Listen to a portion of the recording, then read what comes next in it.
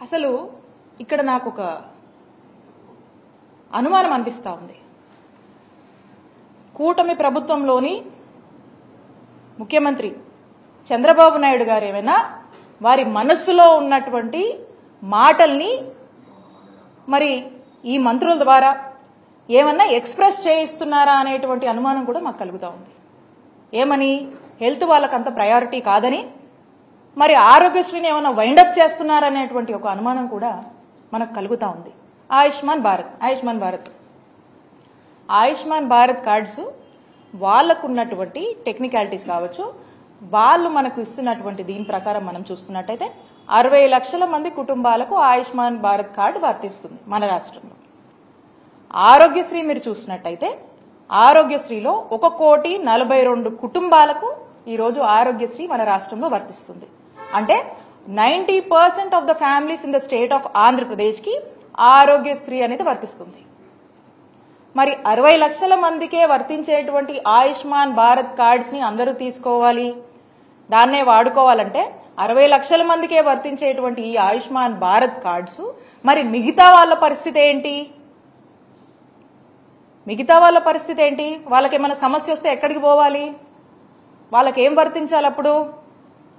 అలాగే ఆరోగ్యశ్రీలో మనము 3,257 ప్రొసీజర్స్ కి మనం కవర్ చేస్తాం ఆరోగ్యశ్రీలో. మరి ఆయుష్మాన్ భారత్ 1900 చిల్లర, 1949, అంటే 2,000 కన్నా తక్కువ ప్రొసీజర్స్ ఉన్నటువంటి ఆయుష్మాన్ భారత్ ని మీరు వాడుకోండి అని చెప్పి చెప్తా ఉన్నారు. మరి ఈ 3,257 ప్రొసీజర్స్ మనం ఆరోగ్యశ్రీలో కవర్ చేస్తున్నటువంటి ఈ మిగతా ప్రొసీజర్స్, అంటే ఈ 2,000కు పైగా ఉన్నటువంటి మన దగ్గర ఉన్నటువంటి ఆరోగ్యశ్రీలో ఉన్నటువంటి 3,257 ప్రొసీజర్స్ లో ఉన్నటువంటి ప్రొసీజర్ ఏదన్నా ఈ రాష్ట్ర ప్రజలకు అవసరం అయితే ఎక్కడికి పోవాలి? ఎవరు బాధ్యత తీసుకుంటారు? ఎవరు బాధ్యత వహించాలి? అలానే ఆరోగ్యశ్రీ పరిధి 5 లక్షలున్నటువంటి ఆరోగ్యశ్రీ పరిధిని మా ముఖ్యమంత్రి గారు ఏ పేదవాడికి ఈ రాష్ట్రంలో భారం అవ్వకూడదు, ఎవ్వరికి కూడా అవుట్ ఆఫ్ పాకెట్ ఎక్స్పెండిచర్ అవ్వకూడదు అని చెప్పి ఒక ముందు చూపుతో ఒక గొప్ప ఆలోచన చేసి ఆ కుటుంబంలో ఆ పేదవాడికి ఆ కష్టం వస్తే నాది బాధ్యత అని చెప్పి జగన్మోహన్ రెడ్డి గారు ఆ బాధ్యత తీసుకొని 5 లక్షలు ఉన్నటువంటి పరిధిని 25 లక్షల వరకు కూడా పెంచినటువంటి ఘనత జగన్మోహన్ రెడ్డి గారి ప్రభుత్వానికి దక్కింది. దాన్ని మేము అమలు చేశాం.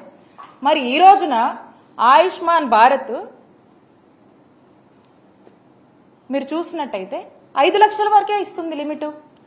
మరి ఏదైనా ఒక ప్రజలకి ఆ ప్రొసీజర్ కి లిమిట్ ఎక్సీడ్ అయితే 5 లక్షల కన్నా మించి ఎక్సీడ్ అయితే ఎక్కడికి పోవాలి? ఎవరిని అడగాలి? ఎవరు బాధ్యత తీసుకుంటారు?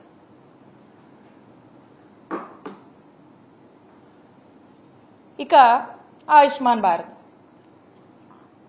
సంవత్సరానికి ఆయుష్మాన్ భారత్ లో ఎంత ఇస్తారు?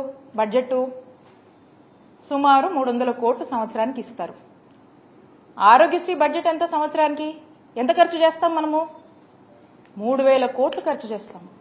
3,000 ఈ సంవత్సరం అయితే 3,500 కోట్ల వరకు కూడా మనం ఖర్చు చేస్తా ఉన్నాం. అంటే 10% ఆఫ్ ఆరోగ్యశ్రీ ఆయుష్మాన్ భారత్ లో వాళ్ళు ఇస్తున్నారు. 300 crores ఎక్కడ? 3,000 crores ఎక్కడ? 3,000+ crores ఎక్కడ? ఈ సంవత్సరం మనం ఇస్తున్నటువంటి 3,500 crores ఎక్కడ? మరి ఇదంతా ఎవరు బేర్ చేయాలి? 10% కవర్ చేస్తే మరి ఈ 90% ఏమైపోవాలి? ఈ ప్రజలు ఏమైపోవాలి? ఈ ప్రజల యొక్క హెల్త్ ఏదైనా ఇబ్బందులు వస్తే వాళ్ళ ఆరోగ్య బాధ్యత ఎవరు తీసుకుంటారు? తీసుకోవాల్సిన బాధ్యత ఎవరి మీద ఉంది? ఆ బాధ్యత మీది కాదా? ప్రభుత్వంగా ఆ బాధ్యత మీది కాదా? ఆ బాధ్యత ఖచ్చితంగా మీదే. కోవిడ్ లాంటి సిచ్యువేషన్ లో అనేక ఇష్యూస్ ఉన్న, అనేక క్రైసిస్ నడుస్తున్నటువంటి సమయంలో కోవిడ్ ని కూడా ఆరోగ్యశ్రీలోకి పరిధిలోకి తీసుకొచ్చినటువంటి ఘనత జగన్మోహన్ రెడ్డి గారికి దక్కుతుంది.